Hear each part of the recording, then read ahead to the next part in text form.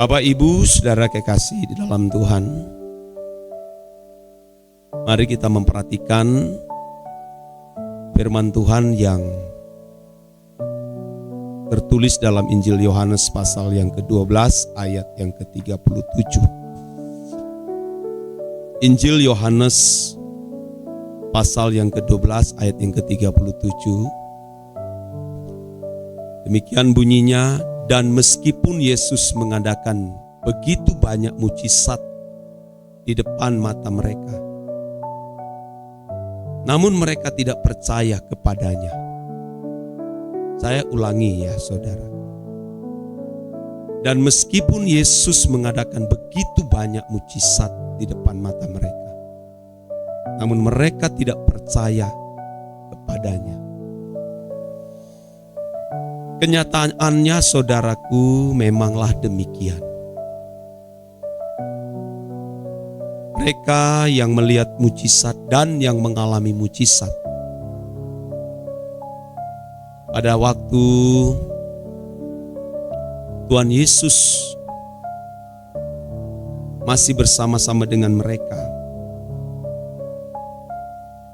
mereka mengalami saudaraku dengan nyata, dengan melihat secara langsung dengan kasat mata jasmani, di mana alam menyembuhkan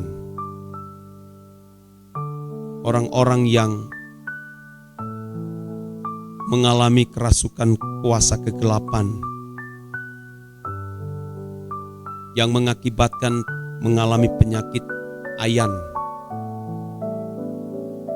Mereka melihat orang buta matanya dicelikan, lumpuh bisa berjalan, dan membangkitkan Lazarus yang sudah beberapa hari membusuk di dalam kuburan.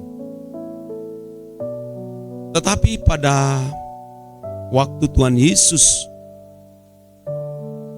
digiring oleh serdadu-serdadu Romawi menuju ke Bukit Golgota, Bukit Tengkorak, untuk disalibkan, mereka pada akhirnya meninggalkan dia. Dan tidak ada seorang pun yang mengikut dia. Dari fakta ini tentu saya melihat dan berpikir serta menganalisa bahwa mujizat-mujizat tersebut tidak membuat orang pada akhirnya bisa bertobat. Pada akhirnya manusia tidak bisa bertobat.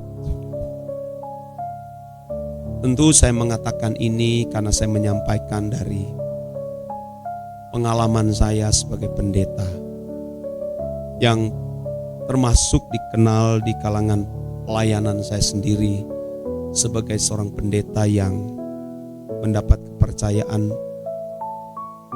banyak melakukan mujizat yang tentu Tuhan percayakan. Ini fakta saudara. Saya pernah mendoakan orang yang mengalami lelehan darah.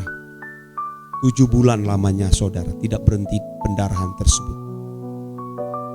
Seorang wanita ini sambil jual harta benda untuk mencari kesembuhan. Dokter tidak sanggup menyembuhkan.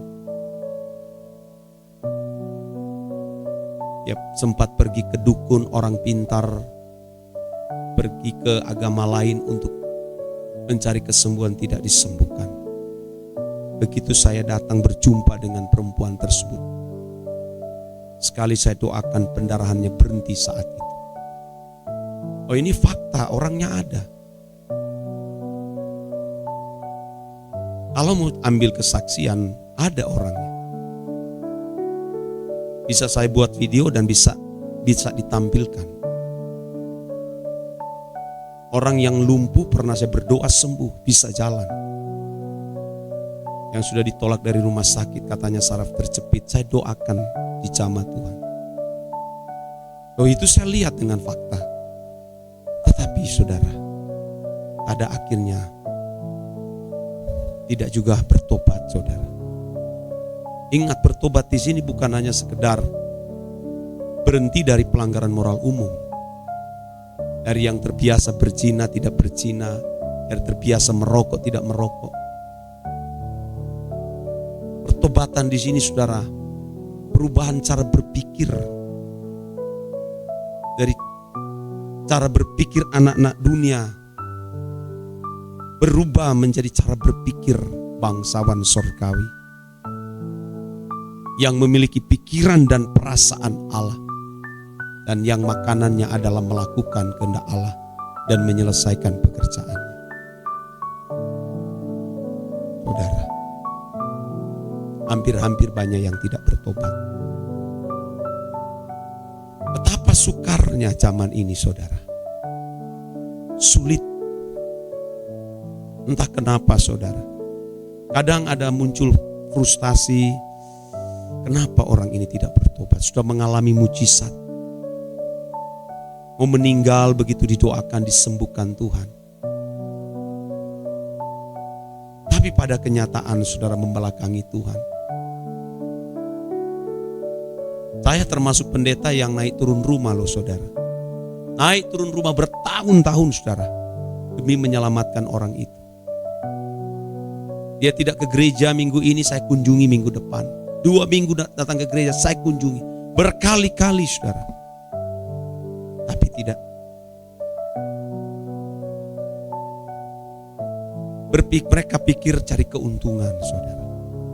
Padahal hanya memikirkan bagaimana dia bisa diluputkan dari api kekal. Tapi ternyata memang tidak mudah saudara membuat orang bisa bertobat.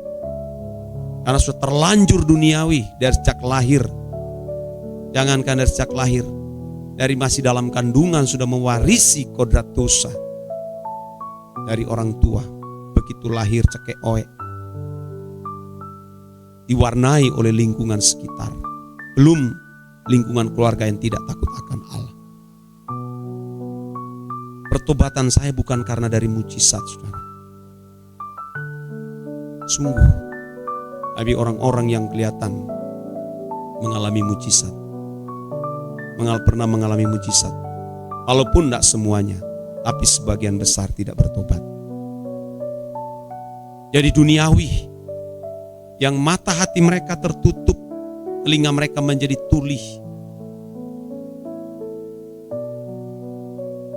Ini ya saudara, pernah terjadi di mana Tuhan Yesus pernah mengatakan kepada jemaat, kepada orang-orang yang ada di Kapernaum maksud saya. Jika di Sidon telah terjadi pertobatan, tapi ternyata di Kapernaum saudara, mereka melihat banyak mujizat, tapi orang-orang di Kapernaum tidak bertobat. Dan Tuhan berkata, itu luar biasa, itu saya bacakan ya.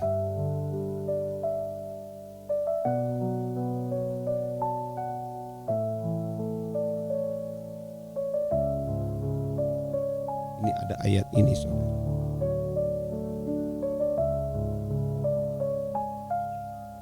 Ini Matius pasal 11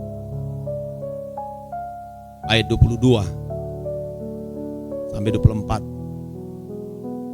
Tetapi aku berkata kepadamu pada hari penghakiman, tanggungan Tirus dan Sidon akan lebih ringan daripada tanggunganmu. Dan engkau Kapernaum, apakah engkau akan dinaikkan sampai ke langit? Tidak. Engkau akan diturunkan sampai ke dunia orang mati. Karena jika di Sodom terjadi mujizat-mujizat yang telah terjadi di tengah-tengah kamu, kota itu tentu masih berdiri sampai hari ini. Tapi aku berkata kepadamu pada hari penghakiman, tanggungan negeri Sodom akan lebih ringan daripada tanggungan. Wah, Anda lihat. Di Kapernaum itu bukan sedikit mujizat terjadi, tapi mereka tidak bertobat, saudara. Wow, ngeri. Roma pasal 2 ayat 4 sampai 5 dikatakan, maukah engkau menganggap sepi kekayaan kemurahannya, kesabarannya dan kelapangan hatinya? Tidakkah engkau tahu bahwa maksud kemurahan Allah ialah menuntun engkau kepada pertobatan? Tetapi oleh kekerasan hatimu yang tidak mau bertobat, engkau menimbun murka atas dirimu sendiri. Pada hari waktu mana murka dan hukuman Allah yang adil akan dinyatakan, saudara. Kita tinggal tunggu waktu, saudara. Tinggal tunggu waktu. Dan ini, saudara, ironis, bukan hanya terjadi di kalangan jemaat, tapi di kalangan pendeta pun juga banyak yang tidak bertobat. Terus saya melihat dengan fakta, dengan kacamata jasmani, melihat, wah, kenapa ini orang begitu bengis, jahat, menjelekkan orang lain, merusak nama orang lain. Padahal mereka tidak pernah bergaul dengan orang itu, hanya mendengar dari jauh lalu menuduh melakukan ini. Itu tindakan yang kurang ajar, saudara. Tapi kita belajar diam. Tunggu waktu Tuhan, saudara. Kalau melihat orang itu apakah dia sungguh-sungguh dia dipakai Tuhan, lihat dari buah pelayanan. Ada buah pelayanan tidak? Pimpin hanya 4 orang saja yang masuk gereja lalu merasa dia lebih benar, lalu udah merasa hebat. Jiwa saja cuma 4, belum tentu jiwa yang bertobat. Lalu merasa benar, saudara, sudah merasa suci dari orang lain. Dari buahnya lah orang dapat menilai apa yang kamu buat. Apalagi menyerang Pak Eras. Wah, dari buahnya lah, sudah buat apa? Apa yang kamu buat? Dari buah pelayanan saja sudah tidak ada, apalagi buah roh. Orang yang memiliki perjumpaan dengan Tuhan setiap hari itu beda hidupnya.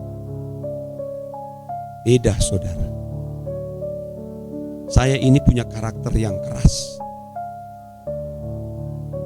Tapi saudara, ketika dijamah oleh Tuhan, saudara, ada reaksi untuk membalas, tapi aku berkata tidak. Anda bayangkan Daud, ya saudara, pernah menghadapi Absalom, anaknya sendiri. Ya. Tapi Daud benar-benar rendah hati. Ini orang-orang yang mengalami perjumpaan dengan Tuhan. Ayo sama-sama kita terus bertobat. Ya. Cari Tuhan dengan sungguh-sungguh, bukan karena dari mujizat-mujizat. Kiranya kebenaran ini memberkati kita sekalian. Amin.